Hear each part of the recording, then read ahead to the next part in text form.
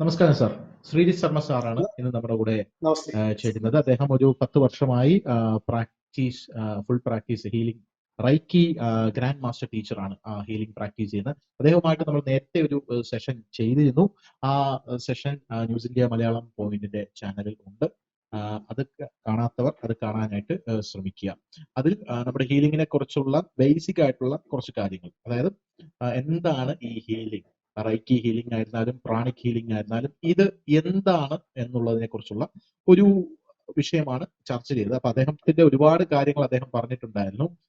Cancer പോലെയുള്ള അസുഖങ്ങൾക്ക് പോലും ഇത് എഫക്റ്റീവ് ആണ് എന്ന് പറഞ്ഞിട്ടുണ്ടായിരുന്നു. ഞാനും അദ്ദേഹവും തമ്മിലുള്ള ഒരു എന്താ പറയുക, കുറച്ച് സംശയ നിവാരണ സെഷൻ പോലെയായിരുന്നു അത് നടത്തുന്നത്.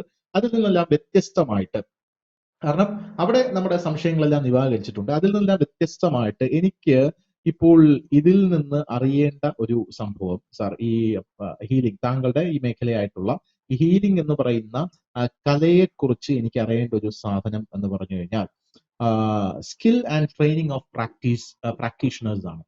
ഈ ഹീലിംഗ് ചെയ്യുന്ന പ്രാക്ടീഷണേഴ്സിന്റെ സ്കിൽ, അവരുടെ ട്രെയിനിങ്, ഈ ഹീലിംഗ് എവിടെയാണ് ഇത് പഠിപ്പിക്കുന്നത്?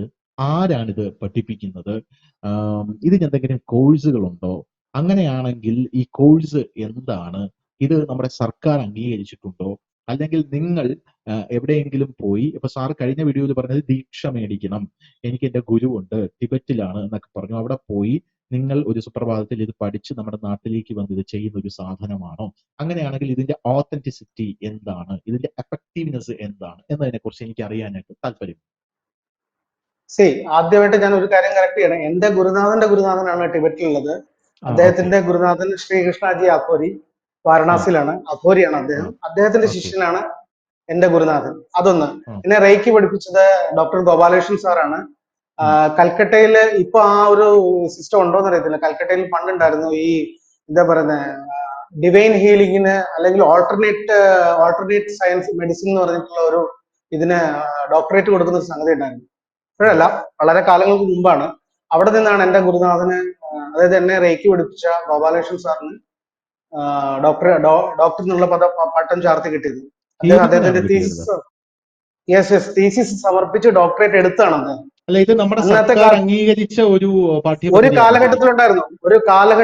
ഇപ്പൊ ആയുഷിലുണ്ടോ എന്ന് അറിയത്തില്ല. ഇപ്പൊ ആയുഷിൽ അത് കൊടുത്തിട്ടുണ്ടോ എന്ന് എനിക്കറിയത്തില്ല.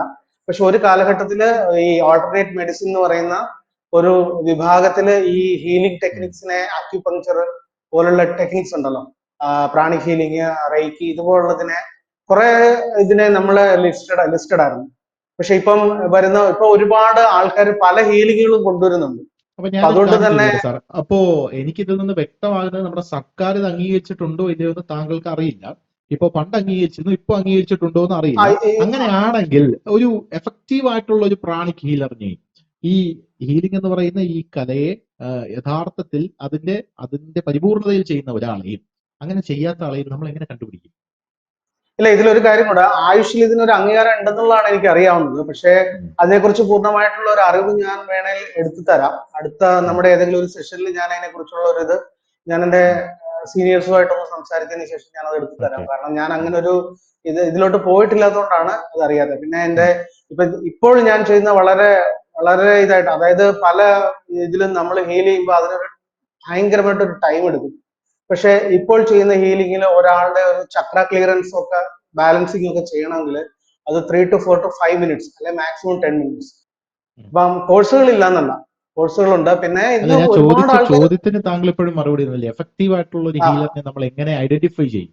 ഇപ്പൊ ഇദ്ദേഹം എഫക്റ്റീവ് ആയിട്ടുള്ള ഒരു ഹീലർ ആണ് എന്ന് ഞാൻ എങ്ങനെ മനസ്സിലാക്കും? കാരണം ഇപ്പൊ ചാരിറ്റബിൾ ട്രസ്റ്റ് ഒക്കെ നടത്തുന്ന കോഴ്സ് ഒക്കെ ഓക്കെയാണ്, പക്ഷെ സർക്കാരിന്റെ ഒരു സർട്ടിഫിക്കറ്റ് ഇല്ല. സർക്കാരിന്റെ ഞാൻ നേരത്തെ പറഞ്ഞ പോലെ വ്യാജ ഡോക്ടറിനെ നമുക്ക് തിരിച്ചറിയാൻ വലിയ ബുദ്ധിമുട്ടൊന്നുമില്ല. അപ്പൊ അതുപോലെ ഇപ്പൊ എനിക്ക് വേണമെങ്കിലും നാളെ ഒരു ഹീലർ ആണെന്ന് പറഞ്ഞ് അവകാശപ്പെടാമല്ലോ. അങ്ങനെ അവകാശപ്പെടാതിരിക്കാൻ ഒരു സാധാരണക്കാരൻ എഫക്റ്റീവ് ആയിട്ടുള്ള ഒരു ഹീലറിനെ എങ്ങനെ തിരിച്ചറിയും?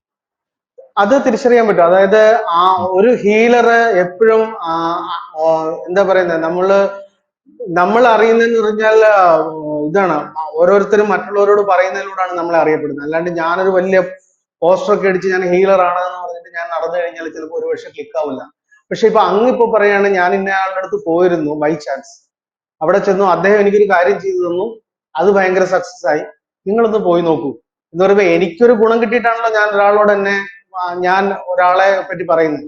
ഒരു അത് പ്രൊഡക്റ്റ് നമ്മൾ രഹസ്യമായിട്ട് വാങ്ങിക്കുമ്പോൾ നടക്കുന്ന ഒരു സംഭവമാണ്. അതായത് മൗത്ത് പബ്ലിസിറ്റിയിലൂടെ എന്തൊന്നും പറയാൻ അത് പറ്റില്ല. കൊള്ളായിരുന്നു ഇല്ലില്ല. കേട്ടോ എന്ന് പല ആ ആൾക്കാർ പോയി പറഞ്ഞ് അങ്ങനത്തെ ഒരു ആ, ആ, സെറ്റപ്പ് ആ, ആണ് അത് എന്നാണ് ആ, താങ്കൾ പറഞ്ഞു ആ, വരുന്നത്.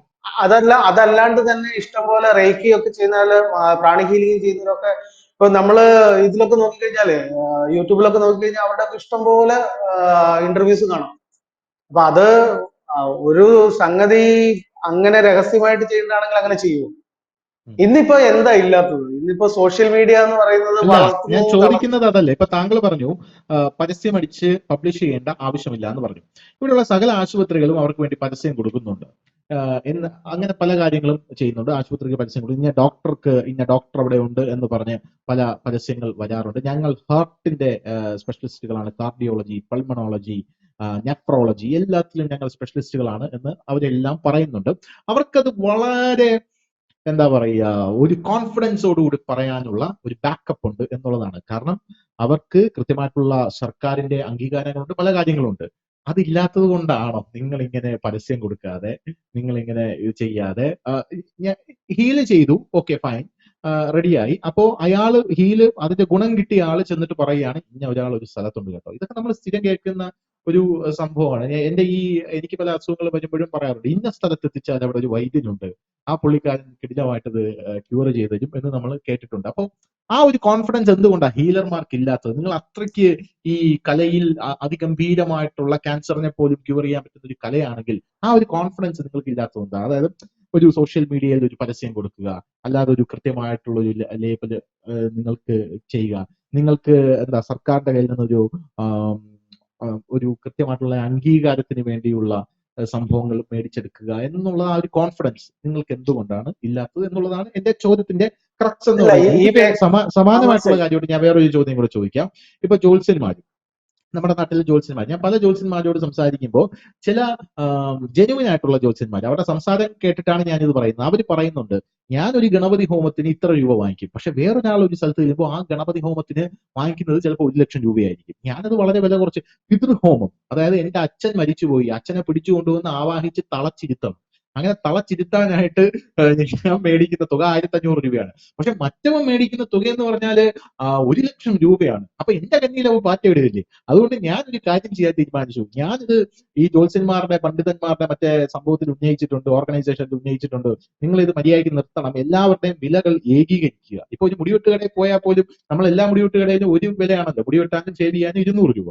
അതാണ്, അതുപോലെ ഏകീകരിക്കുക എന്നവർ പറഞ്ഞിട്ടുണ്ട്. അല്ല, എന്നോട് സംസാരിച്ചതാണ് സാർ. ഞാനൊരു ഹോട്ടലിൽ ഭക്ഷണം കഴിച്ചുകൊണ്ടിരിക്കുമ്പോ ഇയാള് എന്നെ പിടിച്ചിരുത്തി കൈ ഇങ്ങനെ വായിക്കാത്ത വെക്കാൻ പോയ കൈ അയാൾ പിടിച്ചു വെച്ചിട്ട് സംസാരിച്ച സാധനങ്ങളാണ്. അപ്പൊ നിങ്ങൾ ഇത് എവിടെയെങ്കിലും ഒന്ന് പറയണം, ഞങ്ങൾക്ക് ജീവിക്കാൻ ഒരു വഴിയില്ല. അപ്പൊ ഞാൻ ചോദിച്ചു, നിങ്ങൾ എത്രയാണ് തുക മേടിക്കുന്നത്? അപ്പൊ അയാൾ പറഞ്ഞു, നിങ്ങൾ എത്രയാണ്? അപ്പൊ ഞാൻ ചോദിച്ചു, ഇങ്ങനെ ദക്ഷിണ വാങ്ങിക്കുന്ന ജ്യോത്സ്യന്മാരൊക്കെ ഉണ്ടല്ലോ, ദക്ഷിണ വാങ്ങിക്കുന്ന ജ്യോത്സ്യന്മാരുണ്ട്, ആ ദക്ഷിണ എന്ന് പറഞ്ഞാൽ എന്തെങ്കിലും തന്നാൽ മതി എന്ന് പറഞ്ഞാൽ. അപ്പൊ അയാൾ പറയുന്നു, അവന്മാരാണ് ഏറ്റവും വലിയ ഉടായിപ്പ്. കാരണം ഇവന്മാര് എന്തെങ്കിലും തന്നാൽ മതി എന്ന് പറഞ്ഞ സാധനങ്ങൾ പറഞ്ഞ് മേടിച്ചിട്ട് പൂജയ്ക്ക് എന്ന് പറഞ്ഞ് വലിയൊരു തുക മേടിക്കും. കാരണം മനുഷ്യന്റെ സൈക്കോളജി പരമായിട്ടുള്ള ഒരു സംഭവമാണല്ലോ ജ്യോത്സ്യം. അങ്ങനെയാണല്ലോ. അതായത് എന്തെങ്കിലും തന്നാൽ മതി എന്ന് പറയുന്ന ആൾക്കാർ കബഡി നിരത്തിയിട്ട് പറയും, നിങ്ങളുടെ കുടുംബത്തിൽ ഒരു ദുർമരണം നടക്കാൻ സാധ്യതയുണ്ട്, മറ്റേതാണ് മറിച്ചാണ്. ഈ മനുഷ്യന്റെ മനസ്സിൽ ഇത് കിടക്കുകയാണല്ലോ. പിന്നെ മനുഷ്യൻ എന്ത് ചെയ്താലും, വണ്ടിയെടുത്ത് പുറത്തിറങ്ങാൻ പോയാലും പറയും വണ്ടി പോണ്ട, ജോത്സ്യൻ ഇങ്ങനെ പറഞ്ഞിട്ടുണ്ട് ഒരു ദുർമരണം നടക്കുന്നു, ഇനി ഇതുവഴിയാണോ വരുന്നതെന്ന് അറിയാൻ പറ്റില്ലല്ലോ എന്ന് പറഞ്ഞ സൈക്കോളജി. അതുകൊണ്ട് അയാൾ പറഞ്ഞ പൂജ അങ്ങ് ചെയ്തേക്കാം എന്ന് പറഞ്ഞ അവന്മാരാണ് ഏറ്റവും വലിയ ഉടായ്പ് എന്നാണ് ഇയാൾ എന്നോട് പറയുന്നത്. അപ്പൊ ഞാൻ ചോദിച്ചു, നിങ്ങൾ എത്രയാണ് പൈസ വാങ്ങിക്കുന്നത്? എനിക്കൊരു ചാർജ് ഉണ്ട് സാർ, ഞാൻ 300 രൂപയാണ് വാങ്ങിക്കുന്നത്. അതും ഞാൻ അവിടെ എഴുതിയിട്ടുണ്ട്, പൊരുത്തം നോക്കാനൊക്കെ വരുന്ന ആൾക്കാർക്ക് ഒരു പൊരുത്തത്തിന് 300 രൂപ. ഈ പൊരുത്തം നോക്കാൻ വരുന്ന ആൾക്കാർ 10, 100 പൊരുത്തം കൊണ്ടാണ് വരുന്നത്. ഒരു പൊരുത്തത്തിന് 300. അത് കാരണം ഇത് നോക്കാൻ ഒരു സർട്ടൺ ടൈം എടുക്കും, ഇത്ര സമയം എടുക്കും ഇത് നോക്കാനായിട്ട്. അത് ഹെക്ടിക് ജോബാണ് നമ്മളെ സംബന്ധിച്ചിടത്തോളം എന്ന് അദ്ദേഹം എന്നോട് പറഞ്ഞു. കുറച്ച് ജെന്യൂനായിട്ട് എനിക്കത് തോന്നി. അപ്പോ സമാനമായ രീതിയിൽ അയാൾ ഇങ്ങനെ പറയുന്നുണ്ട്, സർക്കാരിനെ ഞാൻ സമീപിക്കും, സർക്കാരിനെ നിങ്ങൾ സമീപിക്കണം, എന്നിട്ട് ഈ ഒരു കാര്യത്തിൽ ഒരു തീരുമാനം ഉണ്ടാക്കി തരണം. അപ്പൊ അതുപോലെ ഹീലേഴ്സിന് സർക്കാരിനെ സമീപിച്ച് നിങ്ങൾക്കായിട്ടുള്ള അവകാശങ്ങൾ നേടിയെടുക്കാൻ എന്തുകൊണ്ട് കഴിയുന്നില്ല? നിങ്ങൾ എന്തിനാണ് ഇങ്ങനെ ഒരാള് മൗത്ത് പബ്ലിസിറ്റിയിലൂടെ പോകുന്നത്? ഒരാള് പറഞ്ഞ് അയാൾ അറിഞ്ഞ്, അടുത്ത ആള് പറഞ്ഞ് അയാൾ അറിഞ്ഞ്. അപ്പൊ നിങ്ങൾ അങ്ങനെ പോകേണ്ട ആവശ്യമില്ലല്ലോ. നിങ്ങൾക്ക് കൃത്യമായിട്ട് സർക്കാരിനെ സമീപിച്ച് ഞങ്ങൾക്ക് കോഴ്സ് വേണം, അത് അംഗീകരിക്കണം, ഞങ്ങൾക്ക് ബിഷപ്പ് ഗുരുന്മാരുണ്ട് എന്നൊക്കെ പറയാമല്ലോ. എന്റെ ഡൗട്ടാണ് കേട്ടോ. അല്ല, ഒരു കാര്യം ഞാൻ പറയട്ടെ, ഈ നമ്മള് ഫസ്റ്റ് എപ്പിസോഡിൽ ഒരു കാര്യം സംസാരിച്ചിട്ടുണ്ടായിരുന്നു, ഉം. ആത്മാവിനെ കുറിച്ച്. അതെ. സോൾ ഈസ് അൺഅസൈലബിൾ എന്നാണ് പറയുന്നത്. ആത്മാവിനെ ആർക്കും ഉം. പിടിച്ചു കെട്ടാനോ വലിച്ചു കൊണ്ടുവന്നിട്ട് ആവാഹിച്ചു കൊണ്ടുവന്നിട്ട് കെട്ടിയിടാനോ കുറ്റിയടിക്കാനോ ഒന്നും പറ്റില്ല. ഇറ്റ് ഉം. ഈസ് അൺഅസൈലബിൾ. അങ്ങനെയുള്ളതിനെ ആവാഹിച്ചു കൊണ്ടുവരേണ്ട ആവശ്യമുണ്ട്.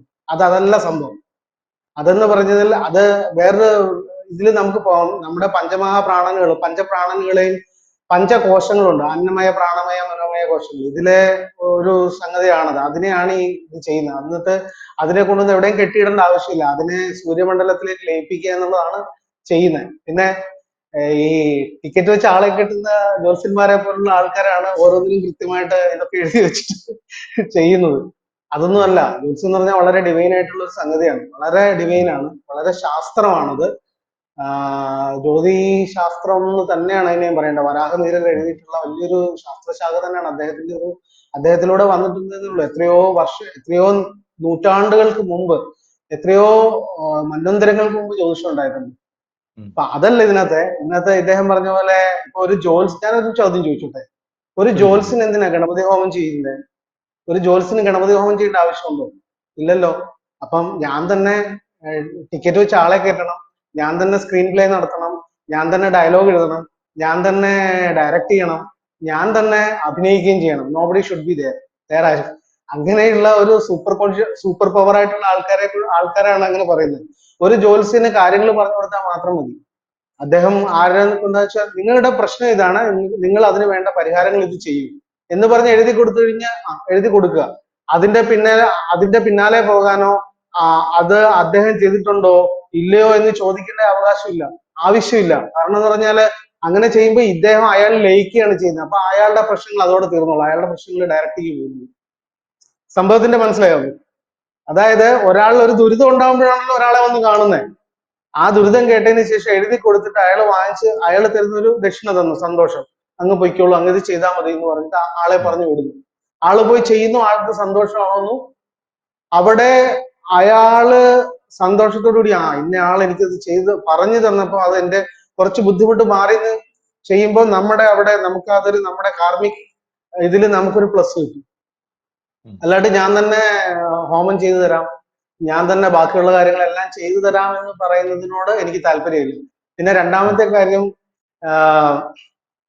ഇവിടൊക്കെ ഒരു ഏകീകരണത്തിന്റെ ആവശ്യമുണ്ട്. ഒരു അസോസിയേഷൻ ഒക്കെ രൂപപ്പെടട്ടെ. അതാണ് ഞാൻ പറഞ്ഞത്. അതാണ് കാരണം ഇത് വളരെ അപകടകരമായിട്ടുള്ള ഒരു സംഭവമാണ്. കാരണം ഈ അസുഖം വന്ന ആൾക്കാരെല്ലാം കൂടെ നിങ്ങളുടെ അടുത്തേക്ക് വരികയും എന്താണ് ഒരിക്കലും ഉണ്ടാവില്ല.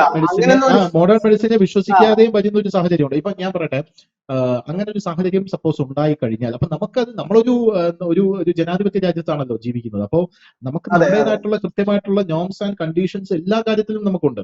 ഇപ്പോ എന്റെ വീട്ടിൽ ഒരു കള്ളൻ കയറിയാൽ ഞാൻ അല്ലെങ്കിൽ എന്നെ ആക്രമിക്കാൻ വീട്ടിൽ കയറി ആക്രമിച്ചിട്ട് അയാൾ എന്തെങ്കിലും കവർന്നു കൊണ്ടുപോയാൽ ഞാൻ പോലീസ് സ്റ്റേഷനിലാണ് പോകുന്നത്. പോലീസ് സ്റ്റേഷനിൽ പോകാതെ ഞാൻ നേരെ ഒരു കൊട്ടേഷൻ ടീമിന്റെ അടുത്ത് പോയിട്ട് ആ കള്ളനെ എനിക്കറിയാം, നിങ്ങളൊരു കാര്യം ചെയ്യും, ഞാൻ ഇത്ര രൂപ തരാം, നിങ്ങൾ ആ കള്ളന്റെ കൈയും കാലും അടിച്ചൊടിച്ചു അല്ലെങ്കിൽ അവനെ തട്ടിയേ എന്ന് പറയുന്നത് അല്ലല്ലോ നമ്മുടെ സിസ്റ്റം. നമ്മൾ ആദ്യം പോലീസ് സ്റ്റേഷനിൽ പോകും, പോലീസ് അന്വേഷിക്കും, കൃത്യമായിട്ട് അന്വേഷണം നടന്നില്ലെങ്കിൽ നേരെ കോടതിയിൽ പോയി നമ്മൾ ഒരു ഹർജി ഫയൽ ചെയ്യും. കോടതി കൃത്യമായിട്ട് നമുക്ക് നിയമ സംവിധാനത്തിലൂടെ നീതി തരുമെന്ന് പ്രതീക്ഷയുണ്ട്. അപ്പൊ അതുപോലെ തന്നെയാണ് ഈ സാധനം. മറ്റേത് ഇല്ലീഗലാണ്, ഇത് ലീഗലാണ് എന്നുള്ളതാണ്. അതുപോലെ നിങ്ങളുടെ ഈ ഹീലിങ്ങിനെ ലീഗലാക്കാൻ കഴിയുന്ന എന്തെങ്കിലും ഒരു സെറ്റപ്പ് നിങ്ങൾക്ക് ചെയ്യാൻ സാധിക്കുന്നുണ്ടോ? തീർച്ചയായിട്ടും ഉണ്ട്. കാരണം ഇത് ഇന്റർനാഷണൽ ആണ്. ഇത് നാഷണലോ സ്റ്റേറ്റോ അല്ല. ഇത് ഈ ഹീലിംഗ് ടെക്നിക്കുകൾ എല്ലാം തന്നെ ഇന്റർനാഷണൽ ആയിട്ട് വളരെയധികം പ്രചാരത്തിലുള്ളതാണ്. പിന്നെ ഇതിനെ ഒരു മോഡേൺ സയൻസിനെയോ മെഡിസിനെയോ ഒന്നും തള്ളി പറയുന്നില്ല. ഇതൊരു ആൾട്ടർനേറ്റീവ് ടെക്നിക്കാണ്, അത്രയേ ഉള്ളൂ. ഏതൊരു കാര്യത്തിനും ഒരു ഓൾട്ടർനേറ്റീവ് ഉണ്ടാവല്ലോ, അങ്ങനെയുള്ള ഒരു ഓൾട്ടർനേറ്റ് വേ ആണ്. അതായത് മോഡേൺ സയൻസിൽ പോയി ഒരാള് സുഖപ്പെട്ട് വന്നതിന് ശേഷം ഉള്ള സംഭവമാണ് ഇതെന്നാണ് പറയുന്നത്. അല്ല, പാരലി പോകുന്നതാണ്. അതുപോലെ തന്നെ ഇതിലും ചെയ്യാം. പല ആൾക്കാർക്കും ഒരുപാട് കാര്യങ്ങൾ കിട്ടിയിട്ടുണ്ട്. ഇത് നോക്കിക്കഴിഞ്ഞാല് നമ്മുടെ സോഷ്യൽ മീഡിയയിൽ ഇഷ്ടം പോലെ ഇതുണ്ട്. പിന്നെ ഞങ്ങളെ പോലെ കുറച്ചു പേര് അതിലൊന്നും ശ്രദ്ധിക്കാണ്ട് ഒരു പാരലായിട്ട്, അതായത് മെഡിറ്റേഷനും മറ്റുള്ള കാര്യങ്ങളൊക്കെ ആയിട്ട് പോകുന്നു. നമ്മളിലേക്ക് വരുന്നതിനെ സ്വീകരിക്കുന്നു, നമ്മൾ അവർക്ക് വേണ്ടത് ചെയ്തു കൊടുക്കുന്നു. അത് എന്താന്ന് വെച്ചാല് നമ്മള് കൂടുതൽ ഒരു ഉയർന്ന തലത്തിലേക്ക് സ്പിരിച്വലി ഉയർന്ന തലത്തിലേക്ക് പോകണമെന്ന് ആഗ്രഹിക്കുന്നതുകൊണ്ടാണ് ആ സ്പിരിച്വലി അങ്ങനെ ഉയർന്ന ഇതിലേക്ക് പോകാൻ. തലത്തിലേക്ക് താങ്കൾ പോകണമെന്ന് പറഞ്ഞതുകൊണ്ട് എനിക്കൊരു ചോദ്യം കൂടെ ചോദിക്കാനുണ്ട്. അതായത് does the effectiveness of pranic healing depends on the healer's belief system എന്ന് പറഞ്ഞാൽ താങ്കൾ വിശ്വസിക്കുന്ന താങ്കളുടെ ആ ബിലീഫ് സിസ്റ്റത്തിലൂടെയാണോ എനിക്ക് എന്തെങ്കിലും അസുഖം വരുമ്പോൾ അത് ഹീൽ ചെയ്യുന്നത്? ഞാനൊരു അവിശ്വാസിയാണ് അല്ലെങ്കിൽ ഒരു എത്തീസ്റ്റ് ആണെങ്കിൽ എനിക്ക് ഹീൽ ആവുമോ? ഇതൊരു ഡിവൈൻ സാധനമാണ് ഉറപ്പായിട്ടും എന്ന് ഉള്ളത് കൊണ്ടാണ് എന്റെ ചോദ്യം. അതായത് എനിക്കിതിൽ വിശ്വാസമില്ല, ഞാൻ താങ്കളുടെ അടുത്തേക്ക് വന്നിരിക്കുന്നു. അപ്പോ അങ്ങനെയാണെങ്കിൽ താങ്കളുടെ വിശ്വാസ സംഹിതയാണോ എന്നെ ഹീൽ ചെയ്യുന്നത്? എന്താണ് ഇതിന്റെ ഇല്ല, അടിസ്ഥാന ഇതില് വിശ്വാസ സംഹിതയ്ക്ക് യാതൊരു ഇതുമില്ല. എന്താ പറയുക, വിശ്വാസ സംഹിതയും ഇതുമായിട്ട് യാതൊരു ബന്ധവുമില്ല. നിങ്ങൾ ഏത് മതത്തിൽ വിശ്വസിച്ചോ, ഏത് തത്വസംഹിതയിൽ വിശ്വസിച്ചോ, നിരീശ്വരവാദി ആയിക്കോ, എന്ത് വേണേ ആയിക്കോ, അതൊന്നും ഈ ടെക്നിക്സുമായിട്ട് യാതൊരു ബന്ധവുമില്ല. ഇതിനൊന്നും തന്നെ പ്രത്യേകിച്ച് ഒരു മതവുമായിട്ടോ കാസ്റ്റ് ആയിട്ടോ ക്രീഡായിട്ടോ അവരുടെ ബിലീഫ് സിസ്റ്റമായിട്ടോ ബന്ധമില്ല. മനസ്സിലായില്ലേ? ഇത് പോകുന്ന ഒരു റൂട്ട് വേറെയാണ്. ഇവിടെ completely this works on energy, അത്രേ ഉള്ളൂ. പിന്നെ മുന്നിൽ ഇരിക്കുന്ന ആള് ഇതൊക്കെ വെറും തട്ടിപ്പാണ് എന്നുള്ള ഒരു സിസ്റ്റത്തിൽ ഇരുന്ന് കഴിഞ്ഞാൽ ഒരു അല്പ സമയം എടുക്കും അയാളിലേക്കൊന്ന് ഈ എനർജി ഒന്ന് പെനിട്രേറ്റ് ചെയ്യാനായിട്ട്. ആ ഒരു ബുദ്ധിമുട്ടേ ഉള്ളൂ. അല്ലാണ്ട് ഞാൻ ഇവിടെ എത്തിയിരിക്കുന്ന എന്റെ ഒരു പ്രോബ്ലത്തിന്റെ ഒരു സൊല്യൂഷന് വേണ്ടിയിട്ടാണ്. From here I will get that എന്നുള്ള ഒരു 100% ബിലീവ്നെസ്സോട് കൂടി ഇരുന്ന് കഴിഞ്ഞാൽ നമുക്ക് കാര്യം എളുപ്പമാണ്, ഇല്ലേലും കാര്യം നടക്കും. ഇതാണ് അതിന്റെ ഇത്. അല്ലാണ്ട് ഇതിനകത്ത് വിശ്വാസ സംഹിതകളുമായിട്ട് യാതൊരു ബന്ധവുമില്ല, ആചാരങ്ങളുമായിട്ടും ബന്ധമില്ല, അനാചാരങ്ങളുമായിട്ടും ബന്ധമില്ല. മനസ്സിലായി. Thank you Sreejith Sharma G, thank you. നമുക്ക് അടുത്ത എപ്പിസോഡിൽ വീണ്ടും കാണാം. Thank you so much.